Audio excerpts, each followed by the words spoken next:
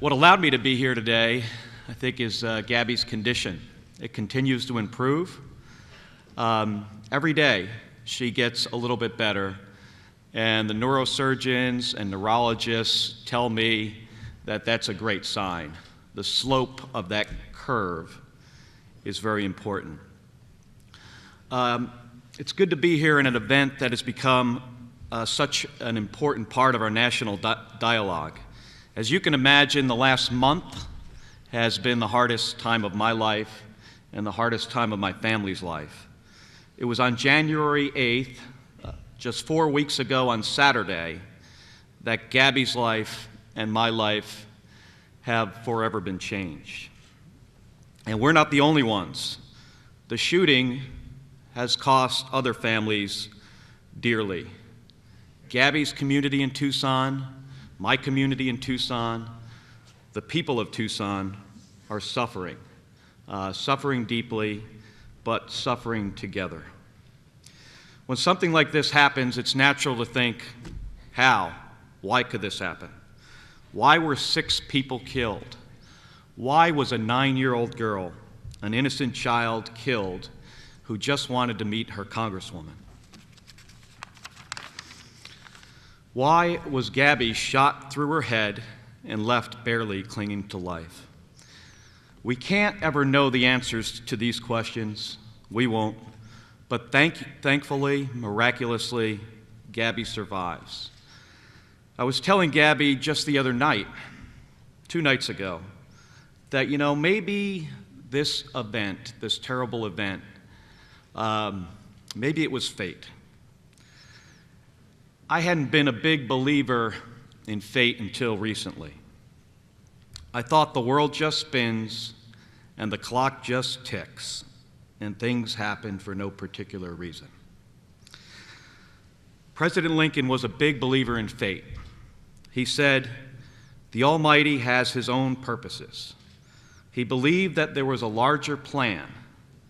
I can only hope, and I told Gabby the other night, that maybe it's possible that this is just one small part of that same plan. That this event, horrible and tragic, was not merely random. That maybe something good can come from all this. Maybe it's our responsibility, maybe it's your responsibility to see that something does. As many of you know, I'm an astronaut.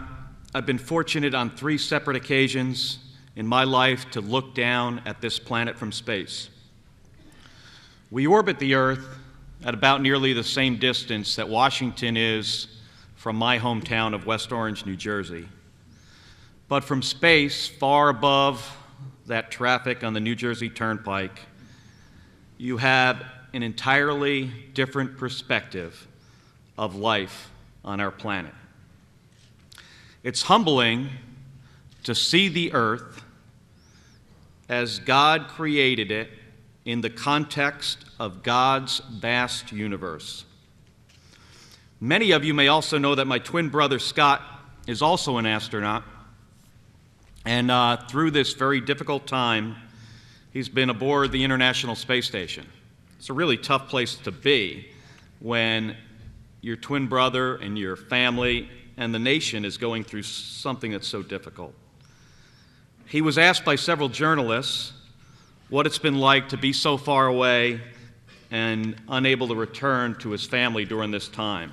And I think what he said bears repeating.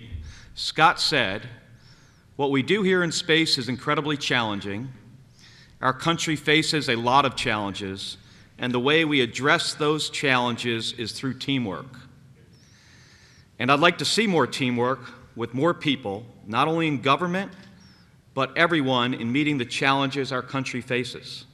Hopefully, if anything good can come from this, it's that we learn to work better together."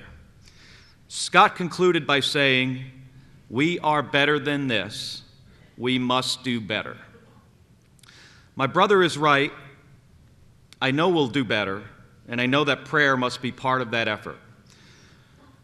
One morning when Gabby was still in Tucson, at the Tucson University Medical Center, I was outside visiting that memorial that just sprung up on the grass in front of the hospital.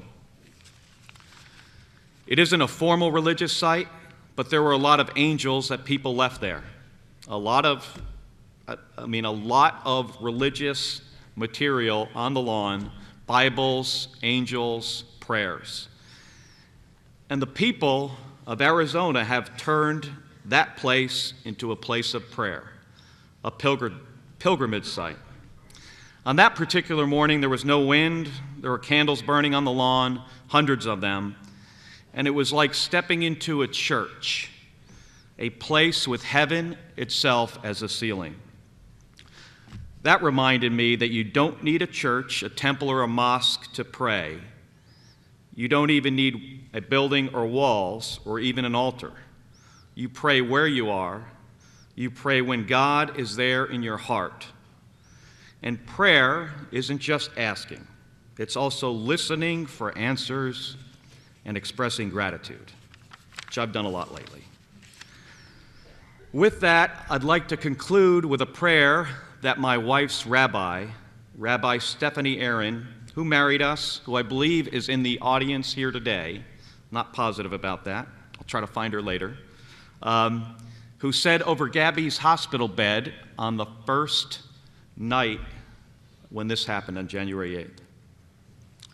Rabbi Aaron said, "In the name of God," and this is my prayer, "in the name of God, our God of Israel, may Michael, God's angel messenger of compassion, watch over your right side. May Gabriel, God's angel messenger of strength and courage, be on your left, and before you, guiding your path, Uriel, God's angel of light. And behind you, supporting you, stands Raphael, God's angel of healing. And over your head, surrounding you, is the presence of the divine." Thank you. God bless you. And please, please, please continue to keep Gabby's thoughts and prayers in your heart. It is really helping. Thank you.